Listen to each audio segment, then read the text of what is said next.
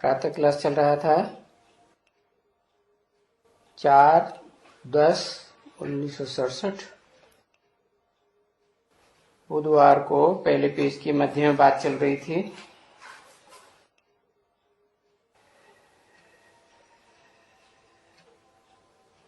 ये जो बाप याद की यात्रा बस सिखाते हैं,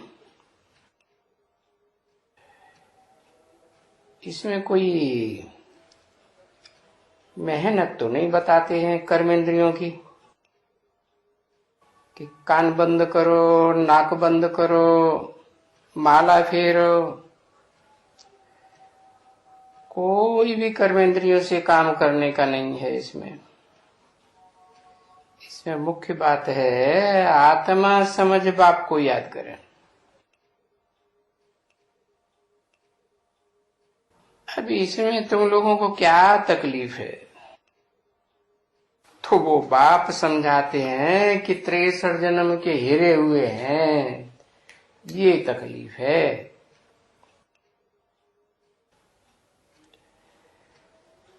तो जो 63 जन्म के देह भान में हिरे हुए हैं, तो अपन को याद आत्मा की नहीं कर सकते।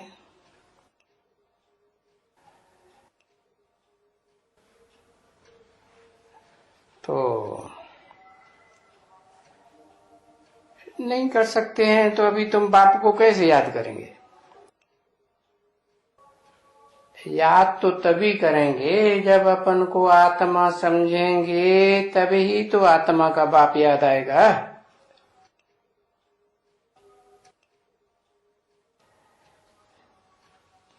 और तभी उनको आत्मा समझेंगे।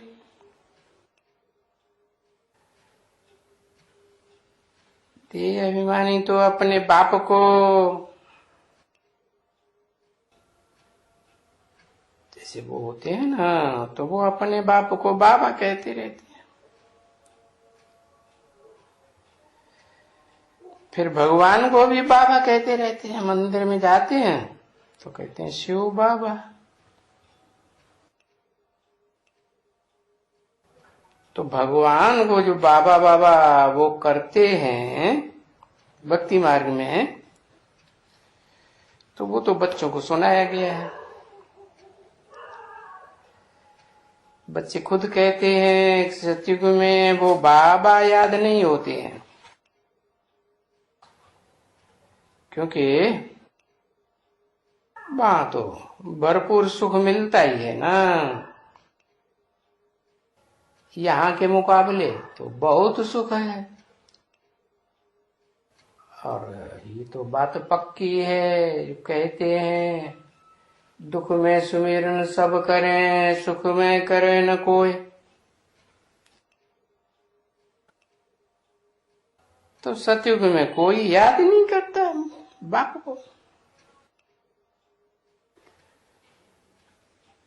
बाबा भी याद नहीं होते हैं, क्योंकि सुख तो बहुत मिलता है। तो वहां सुख की दुनिया की तो बात छोड़ दो, क्योंकि सुख की दुनिया में कौन याद करेगा। अब यहाँ दुख की दुनिया है आधा कल्प की, तो भी तुम बाबा को याद नहीं करते हो।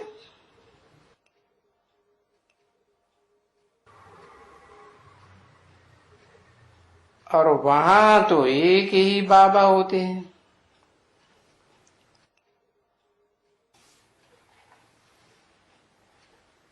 बाप ने समझाया ना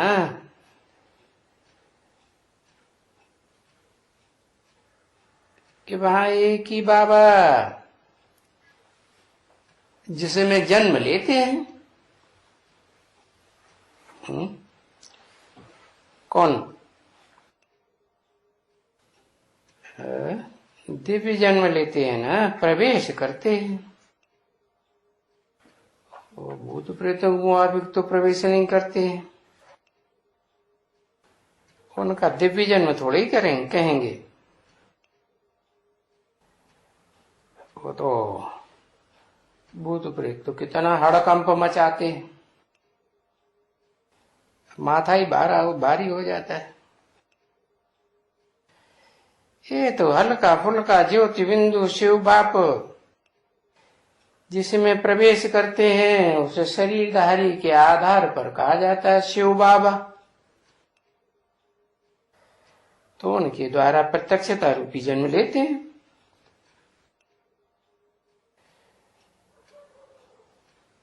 अब भक्ति मार्ग में तो फिर दो बाबाएं बन जाते हैं, क्योंकि वहां लौकिक भी होता है और फिर पारलौकिक को भी याद करते हैं। बंध में जाते हैं तो बोलते हैं ना शिव बाबा शिव बाबा, क्योंकि दुख बहुत होता है इसलिए उनको फिर याद करते हैं। भक्ति भी करते हैं तो उनको याद करेंगे ना। और सतयुग में तो भक्ति होती ही नहीं है, नहीं। यहां इस दुनिया में भक्ति होती है, क्योंकि वहां स्वर्ग में तो जो तुमने बाप से ज्ञान लिया है ना, वो ज्ञान का अकूट भंडारी है ना शिव बाप। तो ज्ञान से ही सुख शांति मिलती है, तो प्रारब्ध तुमको सुख में स्वर्ग में मिलती है। ऐसे नहीं है कि वहां कोई ज्ञान का सत्संग होता है नहीं। वहां तो तुमको हेवनली गॉड फादर की दिए हुए ज्ञान की 21 जन्म के लिए प्रारब्ध मिलती है। तो ज्ञान से मिलती है ना, तो वो ज्ञान देने के लिए कोई चारों युगों में आने की जरूरत है?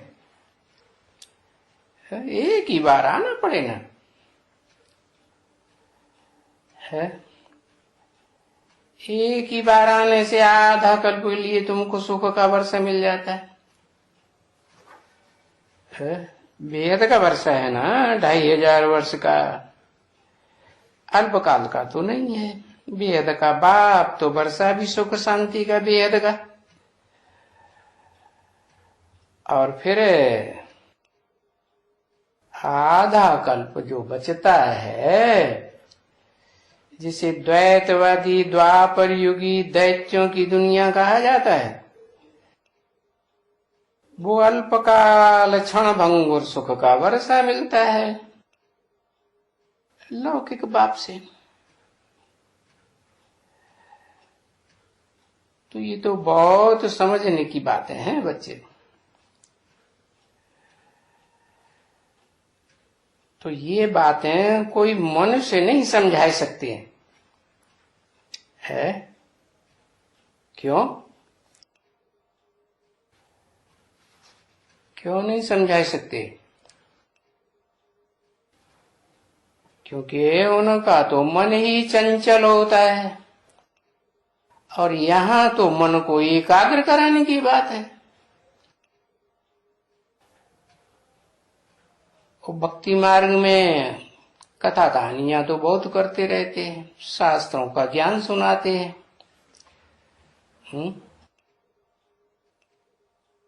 मन बुद्धि एकाग्र तो होती नहीं, क्योंकि वो चंचल मन वाले मनुष्य चंचल मन वाले मनुष्यों को समझाते हैं। और यहाँ तो ये नई बात है। क्या क्या नई बात है? कि यहाँ जो समझाने वाला है उसको तो मन ही नहीं है, उसको मन है नहीं। वो तो सदा स्थिरियम बुद्धि, और वो आत्मा तो 5000 वर्ष में एक ही बार आती है। हाँ, सो भी ऐसे नहीं कि सतयुग में, त्रेता में, द्वापर में, जहाँ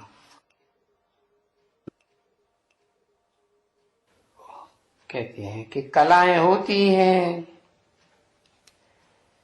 जैसे चंद्रमा में कलाएं होती हैं, रोशनी होती है, ऐसे तुम बच्चों में थोड़ा बहुत ज्ञान तो रहता है ना। द्वापर युग में तो रहता है, और सतयुग त्रेता में तो एकदम सार रूप में, क्या मैं आत्मा ज्योति बिंदु। तो उन युगों में कोई मुझे आने की दरकार ही नहीं, तो मैं आता ही हूं संगम युग में, कलयुग के अंत और सतयुग के आदि में आता हूं, जब तुम्हारे ज्ञान की रोशनी बिल्कुल उजियानी हो जाती है। इसलिए इस संगम युग की तुम्हारी बुद्धि में मानती होगी है कि बरोबर ये कलयुग का अंत और फिर बाप के ज्ञान से सतयुग का आदि होता है, तो उसे संगम कहते हैं। कलयुग और सतयुग का संगम।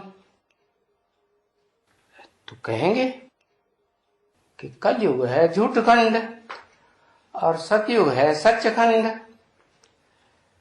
तो कौन लाएगा?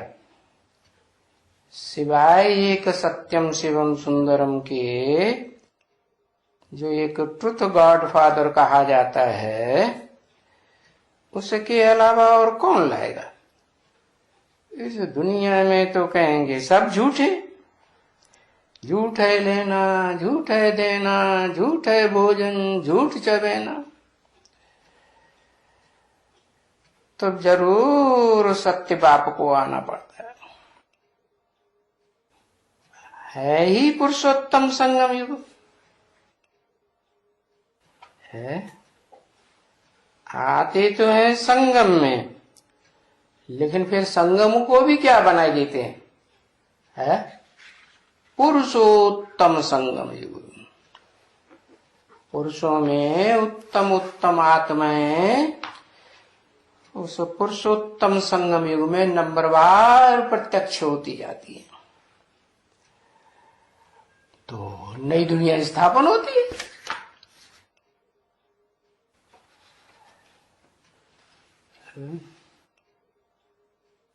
तो ये बातें भारतवासी बच्चे अच्छी तरह से जानते हैं कि नई दुनिया में लक्ष्मी नारायण का राज्य था, जो बाप से ज्ञान सुन करके नर से नारायण बनते हैं। तो सतयुग में उनका राज्य होता है, लक्ष्मी नारायण का राज्य। और फिर जब त्रेता में आते हैं तो कहते हैं कि वहां राम राज्य था, चंद्रवंशियों का राज्य था। ऐसे क्यों कहते हैं? चंद्रवंशियों का राज्य था। राम को तो भक्ति मार्ग में तो सूर्यवंशी कहा जाता है, तो चंद्रवंशी कैसे है? क्योंकि जो इस षष्ठी रूपी रंगमंच पर चंद्रमा का पार्ट बजाने वाली आत्मा है, सूर्य का पार्ट कभी नहीं बजाती। कौन?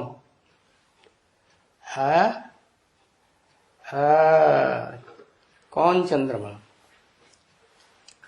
ऐसे तो राम को भी रामचंद्र कहते हैं, कृष्ण को भी कृष्णचंद्र कहते हैं। हाँ, वो बात है जिसने इस सृष्टि में साकार ज्ञान सूर्य से ज्ञान लिया, क्या कि निराकार से लिया? साकार ज्ञान सूर्य से, साकार षष्ठी है ना, तो उसका पिता भी साकार ही होगा। तो जिसने साकार षष्ठी पर साकार ज्ञान सूर्य से ज्ञान लिया, वो हुआ पक्का पक्का ज्ञान चंद्रमा। तो वो ही चंद्रवंशी आत्मा जो पक्की पक्की चंद्रमा है, 16 कला संपूर्ण भी बनती है और कलाहीन भी बनती है, वही आत्मा जो सतयुग में 16 कला संपूर्ण कृष्ण थी, है जन्म लेते लेते सतयुग के आखिरी जन्म में, है आखिरी जन्म में उसका जन्म होता है कि नहीं? जन्म तो होता है आखिरी जन्म। तो किसको जन्म देती है?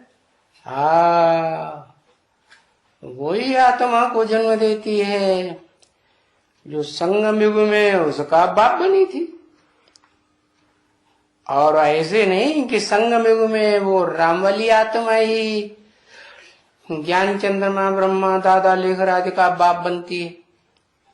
वो ज्ञान चंद्रमा ब्रह्मा भी रामवाली आत्मा का बाप बनता है। बनता कि नहीं? शूटिंग होती है, कब बनता है? हाँ 69 में तो बताया कि वो कृष्णचंद्र वाली आत्मा सतयुग के आखिरी जन्म में राम वाली आत्मा को जन्म देती है। इसलिए क्या कहा जाएगा? किसके बच्चे? राम सीता को किसका बच्चा कहा जाएगा? चंद्रवंशी का बच्चा कहा जाएगा। आत्मिक रूप में देखेंगे तो चंद्रवंशी। हाँ, तो सूर्यवंशी और चंद्रवंशी राज्य को तो ये अब जान गए। क्या? सूर्यवंशी सूर्य से पैदा होते हैं मूल रूप में। और सूर्य कब आता है?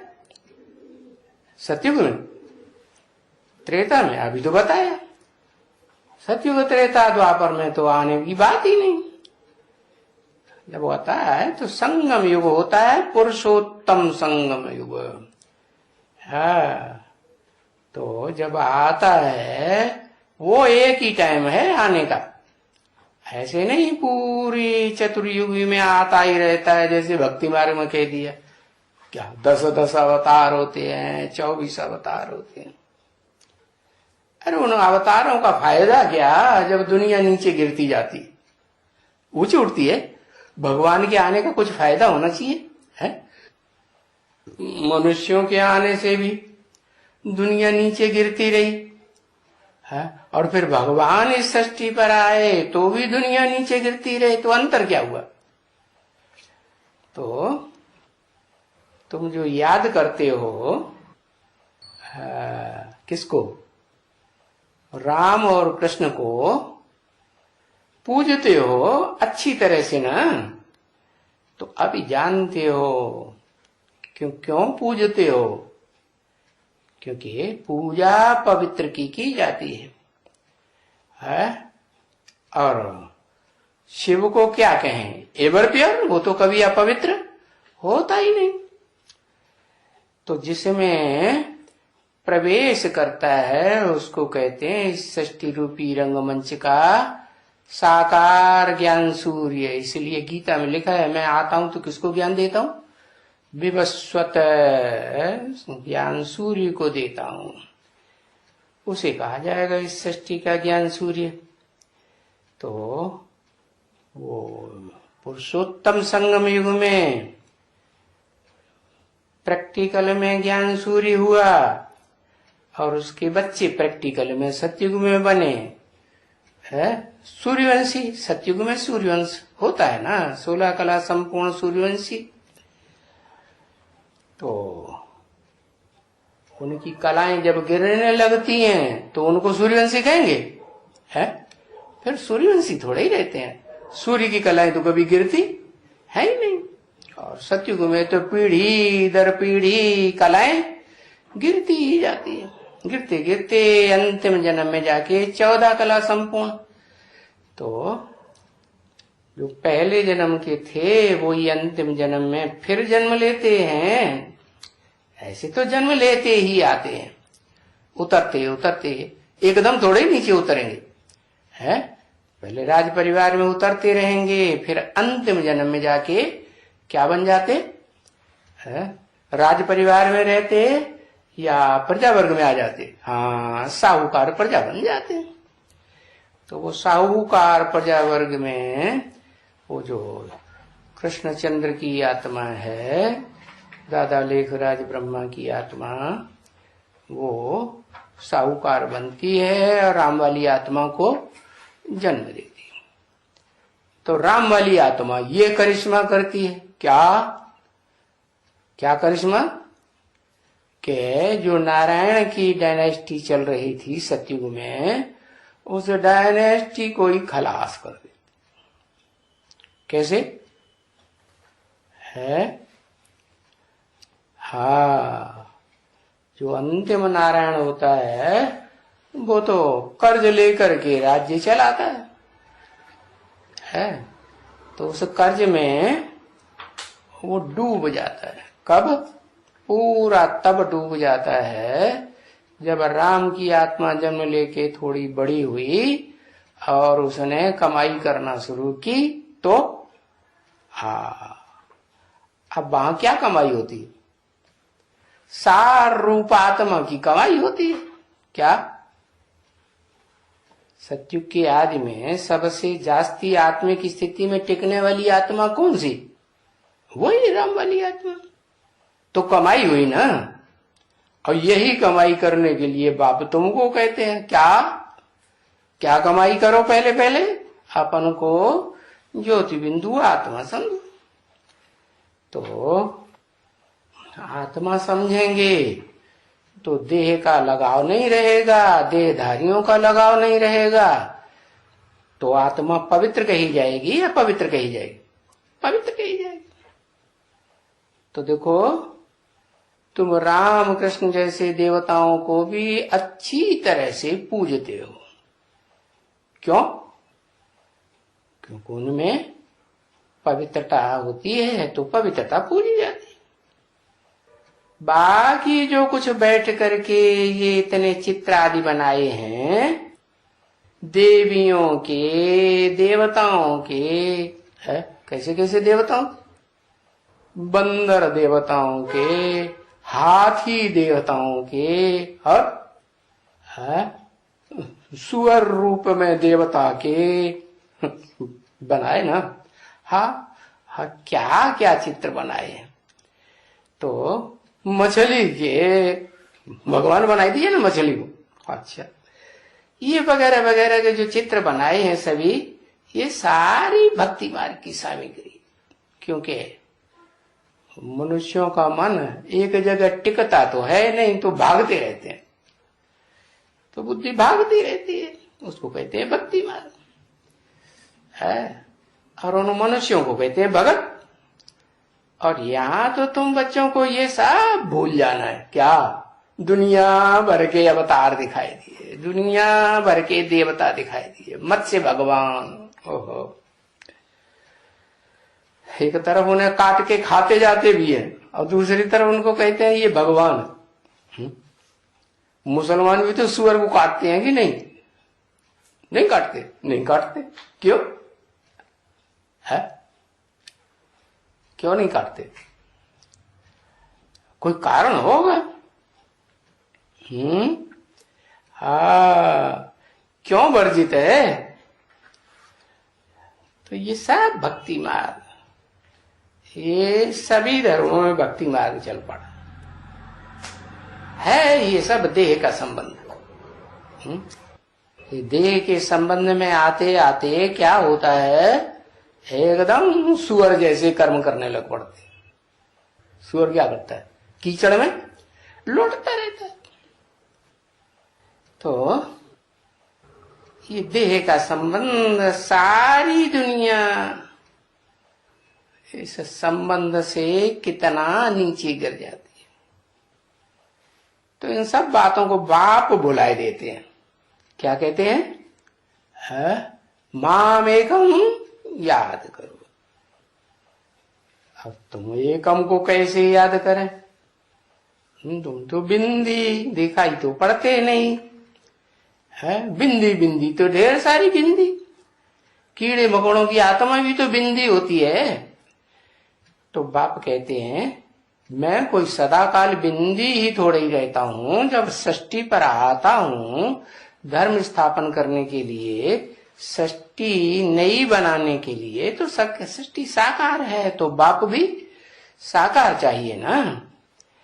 तो फिर मैं इस मनुष्य सृष्टि के बाप में प्रवेश करके कहता हूं माम एकम याद करो। क्या मतलब हुआ? एक आत्मा को याद करो कि एक व्यक्तित्व को याद करो, एक पर्सनालिटी को याद करो, बाकी सब पर्सनालिटीज को भूल जाओ। क्यों भुलाते हैं? कहते हैं इन सबको भूलो। एक तो अपनी नई दुनिया को याद करो और दूसरे है नई दुनिया में आने से पहले कहां से आएंगे? अपने घर से आएंगे ना। आत्माओं का घर है ना। इस दुनिया में तो देहधारियों का घर होता है, यहाँ तो 5 तत्वों की दुनिया है जिनसे ये शरीर बनता है। तो अपने घर को याद करो, अपनी आत्मा को याद करो और अपनी आत्मा के बाप को याद करो कि उसका व्यक्तित्व क्या है, वो पर्सनालिटी कौन सी है जिसमें आत्माओं का बाप हमको अखूट ज्ञान का भंडार देता है। किस लिए? नई दुनिया बनाने के लिए। तो नई दुनिया को भी याद करो। तो फिर गाया जाता है क्या? अभी भी तो गाया जाता है ना, भक्ति मार्ग में भी गाया जाता है। क्या? तो गायन पूजन तो भक्ति मार्ग में ही होता है। क्या गाया जाता है? अंतमते सोगते। क्या अंतमते? सारा जीवन जो याद करेंगे अंत में वो ही याद आ जाएगा। तो क्या याद करेंगे? और धर्म पिताओं की तरह जो विधर्मी विदेशी धर्म पिता इस दुनिया में आते हैं द्वैतवादी संगम युग में नरक की दुनिया बनाने के लिए। नर है ना, तो नर क्या बनाता है? नरक बनाता है। तो वो किसको याद करते हैं? वो तो निराकार को मानते हैं, वो साकार देवी देवताओं को मानते ही नहीं। तो हठ पकड़ लेते हैं कि वो तो निराकार है। क्या? सर्वशक्तिवान जो है वो त्रिकालदर्शी है, वो निराकार है। हाँ, तो वो निराकार को याद करते करते अंत में उन्हें क्या याद आता है? वही निराकार आत्मा याद आती है बस। और कुछ आत्मा का बाप तो याद ही नहीं आता जो स्वर्ग बनाता है, क्योंकि स्वर्ग साकार तो बनाने वाला भी साकार। तो उनकी फिर ऐसी अंतमते सो गति होती है। कैसी है? कैसी कि वो इस सृष्टि रूपी रंगमंच पर आते हैं तो बस यही सिखाते हैं। क्या? कि गॉड फादर इज क्या? निराकार। माना उनकी बुद्धि में तो कभी पक्का बैठता ही नहीं। भला जब बाप इस सृष्टि पर आते हैं है चारों तरफ सृष्टि में बोलबाला हो जाता है, बाप की जय जयकार हो जाती है।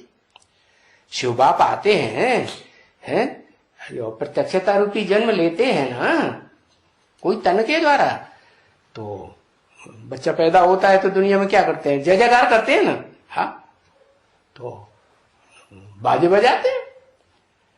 तो जब सारी दुनिया में जय जयकार हो जाती है शिव बाप की है उस साकार तन के द्वारा, तो उनको झुकना तो पड़ता है, लेकिन दिल से अंदर वो मानते नहीं है क्या कि इसमें कोई सुप्रीम सोल गॉड फादर, वो हेवनली गॉड फादर इस दुनिया में आके हेवन बनाता है। क्योंकि वो तो कहते हैं गॉड फादर ने क्या किया, अल्लाह मियाँ ने जमीन बनाई, अल्लाह मियाँ ने आफताब बनाया, सूरज, अल्लाह मियाँ ने चांद बनाया, अल्लाह मियाँ ने समंदर बनाया। अरे अब बनाया करते रहते, कैसे बनाया? क्या कोई फूंक मार के बनाया क्या? ऐसे कैसे बन जाएगा? तो ये सब भक्ति मार्ग की चर्याई तब शुरू होती है जब ये धर्म पिताएं जो सिर्फ निराकार को मानते हैं और साकार को तो मानते ही नहीं। तो अंधश्रद्धा नहीं सिखाएंगे तो क्या सिखाएंगे? अंधश्रद्धा सिखाते। बाकी बाप कहते हैं अभी तो तुमको जो भक्ति मार्ग में गाते आए हैं कि अंतमते सुगते, और तुमको तो उसे एक को याद करना है, पर्सनालिटी को याद करना है, व्यक्तित्व को, उस व्यक्तित्व को याद करना है जिसमें सुप्रीम सोल बाप निराकार त्रिकालदर्शी है, वो प्रवेश करके नई दुनिया बनाने के लिए नया ज्ञान देते। तो उस बाप को याद करेंगे, है याद करेंगे, ऊंचते ऊंच को याद करेंगे। ऊंचते ऊंच इसी दुनिया में कहा जाएगा कि निराकारी दुनिया में कहा जाएगा, वहां तो सब बिंदु बिंदु बिंदु, ऊंच और नीच का सवाल ही नहीं। तो यहाँ इस दुनिया में जो साकार मनुष्य तन हुआ, जिसमें शिव बाप होते हैं, पार्ट बजाते हैं ऊंचे ते ऊंचा, तो उस एक को याद करेंगे तो अंत समय में वो एक ही याद आएगा और अंत मते सो तुम्हारी गति हो जाएगी। कौन याद आएगा? जिसे कहते हैं देवदेव महादेव। क्योंकि बाप आते हैं तो क्या करते हैं? मनुष्य को देवता बनाते हैं। तो बड़े से बड़ा देवता कौन हुआ? वो तो कहते हैं 16 कला संपूर्ण नारायण कृष्ण, लेकिन नहीं, उसको महादेव नहीं कहा जाता है। महादेव किसे कहा जाता है? जो कलाओं से भी परे की स्टेज में पहुंच जाता है। तो देखा, इस अंतमते सोगते को प्राप्त करने के लिए नीचे गिरने की कोई तकलीफ नहीं है, ये तो समझ की बात है। और भक्ति मार्ग तो है बेसमझी का मार्ग। क्या उसमें तो समझ की बात ही नहीं, सारी अंधश्रद्धा। और ज्ञान मार्ग है समझ का मार्ग।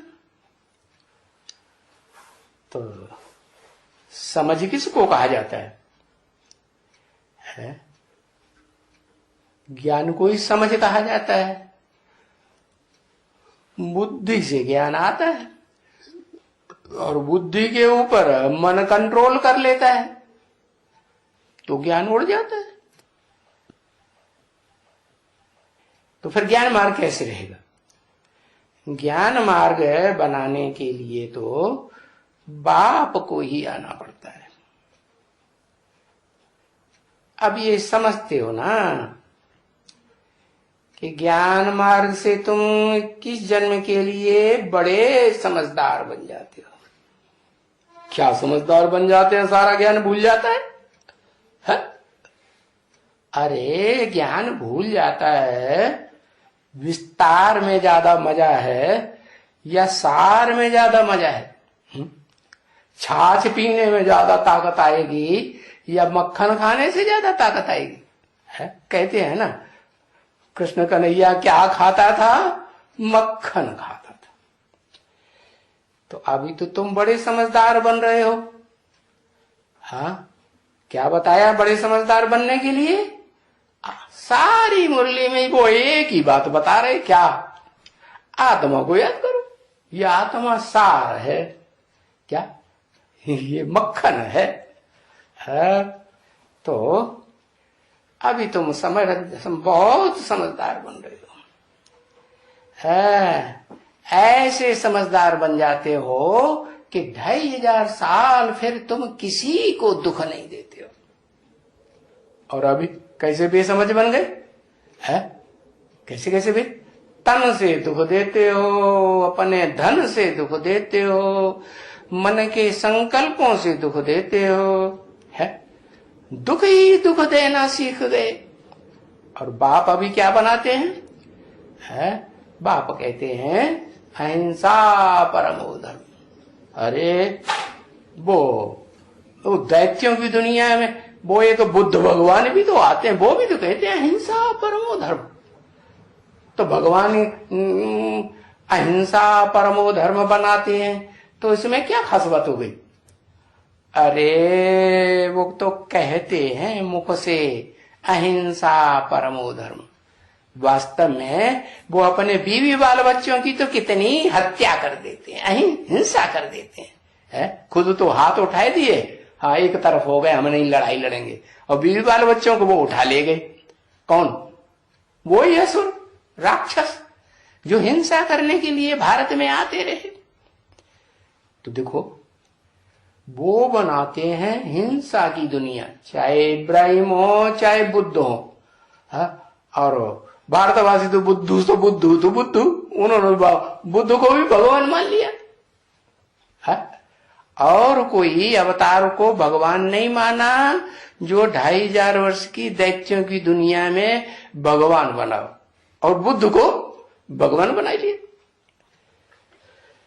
तो देखो अभी बाप तुमको ऐसी विधि सिखाते हैं कि तुम पूरे अहिंसक बन जाते हो। देवताएं अहिंसक होते हैं, है? और नरक में जो नरक की दुनिया बनती है, नर मनुष्यों के द्वारा, धर्म पिताओं के द्वारा, उससे दुख की दुनिया बनती है, हिंसा की।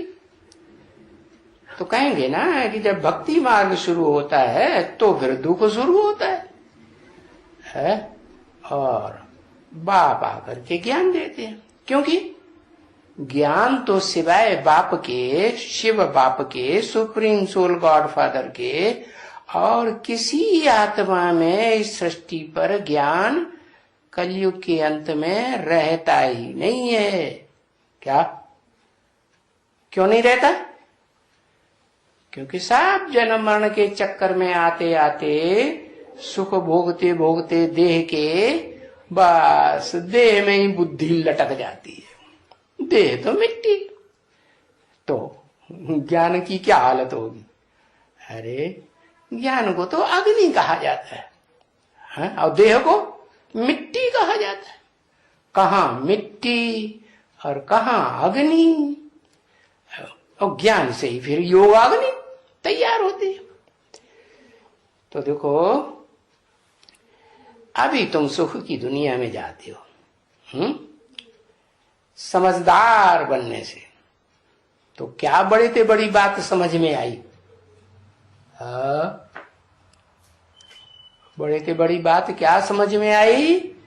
कि हमको क्या समझना है? अपन को देह को भूलना है और आत्मा समझना। जिसको भी देखते हैं उसको आत्मा देखें, देह न देखें। आंखों में आंख डाली तो क्या हुआ? देह, देह हुई ना। आंखें विनाशी हैं या अविनाशी है? विनाशी है। तो फट से बेसमझ बन जाते हैं। क्या? थोड़ा भी देह का संग किया, देहधारी का संग किया, फट से बेसमझ बन जाते हैं।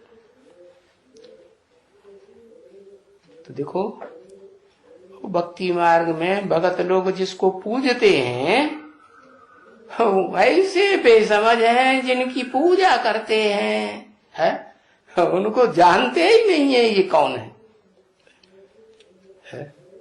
जानना तो चाहिए ना। और तुम तो जान गए। क्या जान गए? कि भगत लोग जिनकी पूजा करते हैं वो तो देवता होते हैं। क्या देने वाले देवता है? सुख देने वाले देवता होते हैं।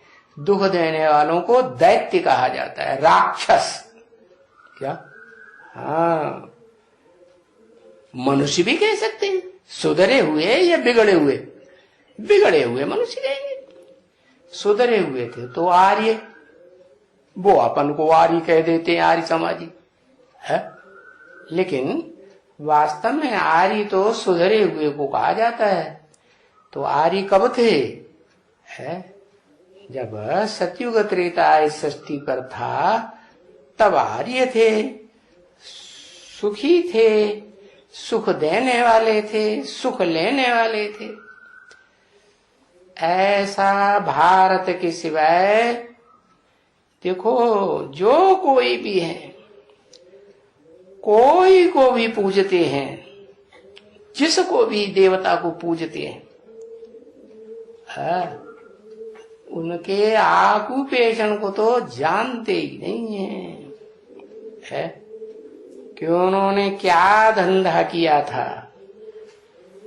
देवी देवताओं ने क्या धंधा किया था मुख्य?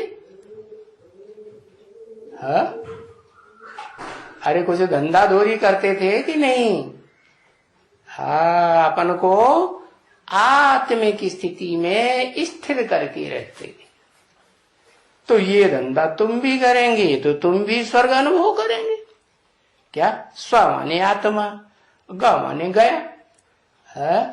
कौन सी स्थिति में गया? स्वर्गीय स्थिति में गया। कब? जब अपन को आत्मा 24 घंटे के लिए पक्का कर लेंगे तो जाएंगे।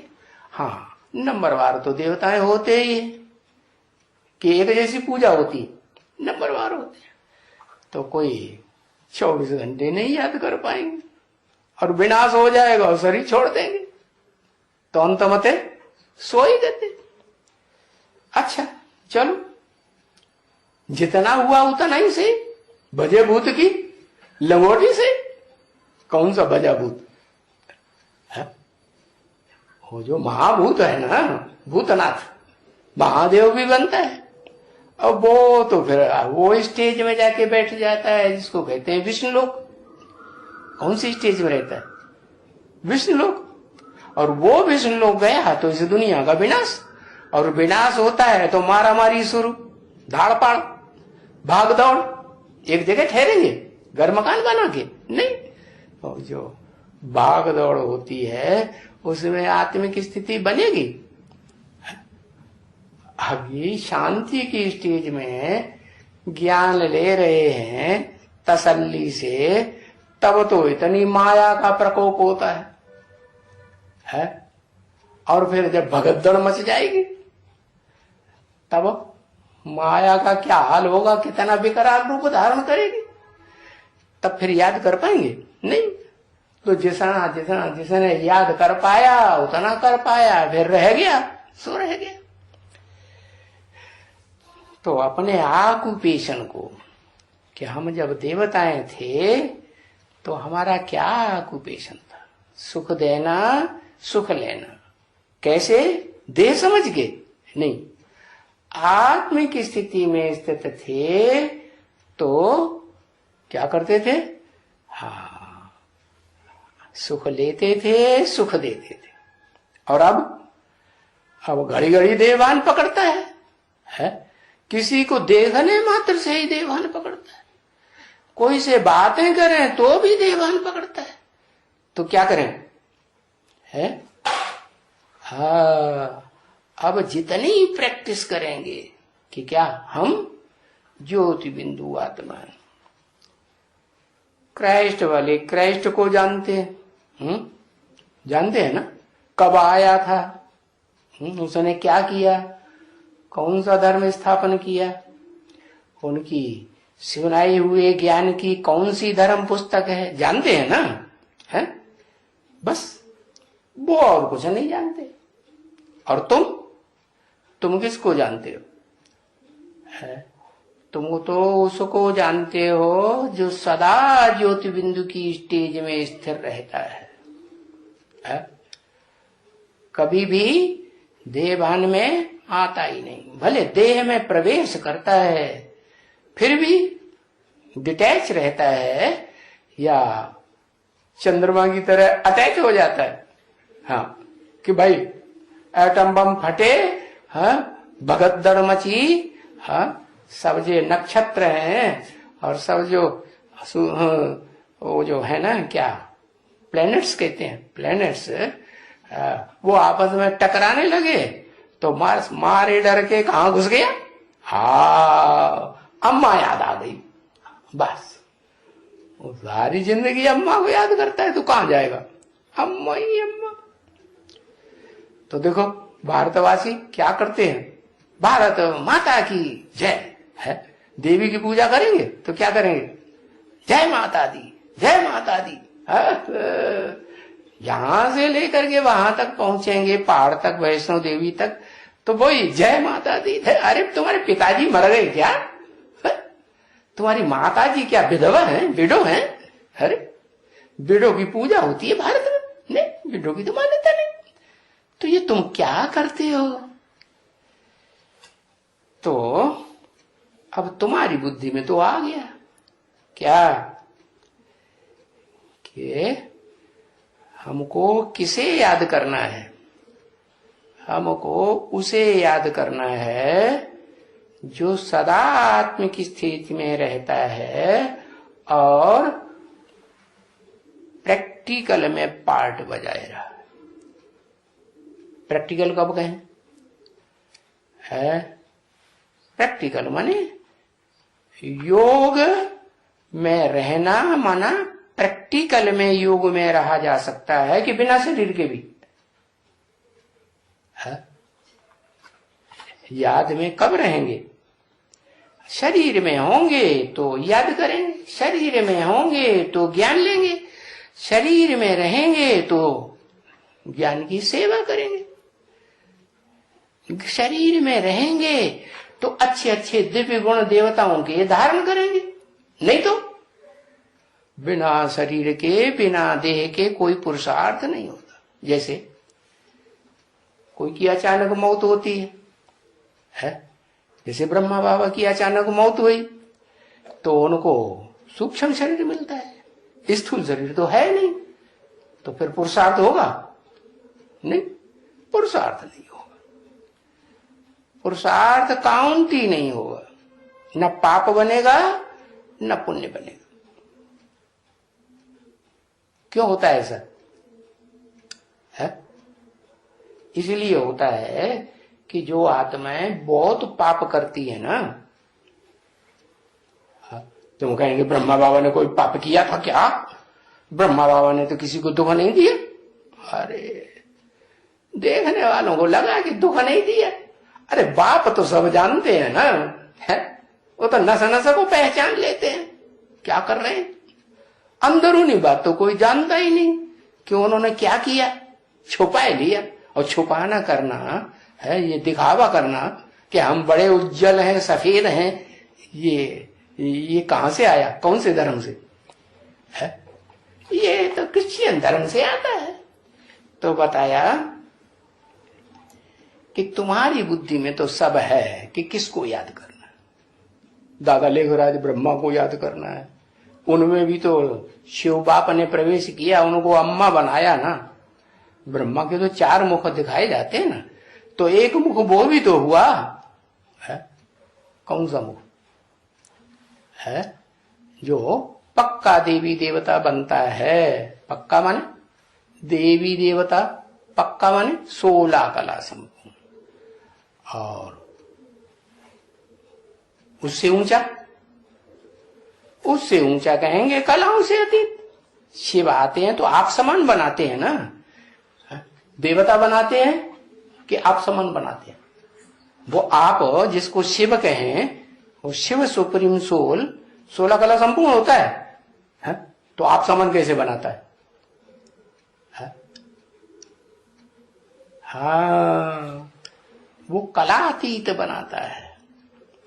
कलातीत माने ऐसा सुख जो इंद्रियों से सुख नहीं लिया जाता। इंद्रियों का जो मुखिया है मन, वो भी सुख नहीं दे सकता। वो क्या ये सब इंद्रियां दुखदाई है। सुखदाई क्या है? हाँ, ये जो आत्मिक स्थिति है यही सुखदाई है। तो वो तो आत्माओं का बाप ही बताता है रास्ता। तो उसने कब स्थापन किया सो तुम्हारी बुद्धि में आता है। कब स्थापन किया? कलयुग के अंत और सतयुग के आदि के पुरुषोत्तम संगम युग पर स्थापन किया। क्या स्थापन किया? वो अव्वल नंबर स्वर्ग जिसे सब धर्मों में याद करते हैं, पैराडाइज, जन्नत, बैकुंठ याद करते हैं, बस और कुछ नहीं जानते हैं। क्या सिर्फ इतना जानते हैं कि हाँ हेवनली गॉड फादर आते हैं, जन्नत पैराडाइज स्थापन करते हैं, लॉर्ड कृष्ण का राज्य होता है, बस नहीं जानते। उनको ये मालूम ही नहीं है क्या ये सब ज्ञान का डिटेल मालूम ही नहीं। ये सारा डिटेल अभी तुम्हारी बुद्धि में बैठता है। फिर सतयुग में कहां उड़ जाता? जब विनाश होता है महाविनाश, महामृत्यु सारी दुनिया के सारे प्राणी मात्र के, तो सब भूल जाते हैं। क्योंकि पक्का पक्का सबको आत्मिक स्थिति में स्थित हो जाना पड़ता है, चाहे अपने पुरुषार्थ से हो जाए, चाहे बीमारी सहन करके हो जाए, और चाहे तो धर्मराज के दंडों से हो जाए। तो क्या अच्छा है? बीमारी अच्छी या अपने आप पुरुषार्थ कर लिया याद का वो अच्छा, या धर्मराज के डंडे अच्छे? धर्मराज के डंडे तो बहुत खराब। वो तो कहते हैं, क्या कहते हैं, हड्डी हड्डी तोड़ दूंगा। अरे बाप रे, टांग कोई तोड़ दे हड्डी, अब कितना दर्द होता होगा। होता है ना। तो हड्डी तोड़, हड्डी हड्डी, एक हड्डी नहीं, जाने कितनी हड्डियां हैं शरीर में। वो सारी हड्डियां तोड़ेगा तो कितना, कोई कोई की तोड़ेगा ना। हाँ, कोई तो बहुत हठीले होते हैं, मानते ही नहीं। कोई चोर डकैत होते हैं ना, तो बहुत हट करते हैं, कितना भी समझाओ मानते ही नहीं। तो फिर तो उनको ज्यादा सजा मिलेगी। और पुलिस क्या करती है? पुलिस बड़ी पिटाई करती है, रिमांड पे लेके क्या जेल में से निकाल लाती है, और कोर्ट से परमिशन लेके कि हमको रिमांड पे दे दो, 15-20 दिन की रिमांड हमें दे दो, हम इनसे सही पूछेंगे क्या बात है। और पिटाई भी ऐसे करती है कि चोट के निशान ना आए, धुनाई पिटाई, आए आए काए काए, 24 घंटे काए काए करेगा, लेकिन इतना पक्का कि वो बोलता ही नहीं, बताता ही नहीं सही बात। ऐसे ऐसे पक्के होते हैं। चलो, पुलिस कोई धर्मराज थोड़ा ही है, धर्म का राजा है, वो तो खुद ही अधर्म करती रहती है। नाम ही है पोल, इस क्या है इसमें, पोल पट्टी भरी हुई है। तो उसकी बात तो छोड़ दो। ये जो धर्मराज है ना, धर्म का राजा, धारणाओं का राजा, तो ये धर्मराज तो सारी नस नस की असलियत को निकाल लेता है। उसके पास तो ऐसा टीवी है, उसमें सब कुछ, एक एक आत्मा का हिसाब किताब है। उसका मंत्री है एक चित्रगुप्त, वो सारे चित्र खींचता रहता है, ये क्या करता है, वो क्या करता है, वो क्या करता है। और फिर जब वो नहीं मानते हैं तो फिर उनको वो चित्र दिखाता है। नहीं मानते हैं तो दूसरों के सामने दिखाता है, देखो ये क्या झूठे हो सकते हैं। हाँ, जो उसके साथी होंगे ना, चोरी वोरी करते हैं तो साथी भी तो होते हैं ना। हाँ, तो उनमें कोई जल्दी सुधर जाते हैं, वो मान लेते हैं कि हाँ हमने चोरी की, तो वो सब बताते हैं, हाँ इसने की, हमारी विटनेस लो। धर्मराज को विटनेस भी मिल जाती है। अब जब विटनेस भी मिल गई तो मानना पड़ेगा ना। तो ये है, समझा ना। उन धर्म पिताओं को, उनके फॉलोअर्स को, उन भक्तों को है कुछ भी पता नहीं है ज्ञान ध्यान का। उनको अंग्रेजी में गुरु नहीं कहा जाएगा, क्या कहा जाएगा? प्रीसेप्टर। क्या कहते हैं? हाँ, तो गुरु होते हैं सदगति देने वाले। वो प्रीसेप्टर क्यों कहते हैं? प्रीसेप्टर का अर्थ गुरु सदगति देने वाला थोड़ा ही होता है, और सदगुरु का अर्थ तो सदगति देने वाला, और वो तो सब हैं दुर्गति देने वाले। कौन? जितने भी गुरु हैं, मनुष्य गुरु, वो सब क्या देते हैं? दुर्गति देते हैं, नीचे गिराते हैं।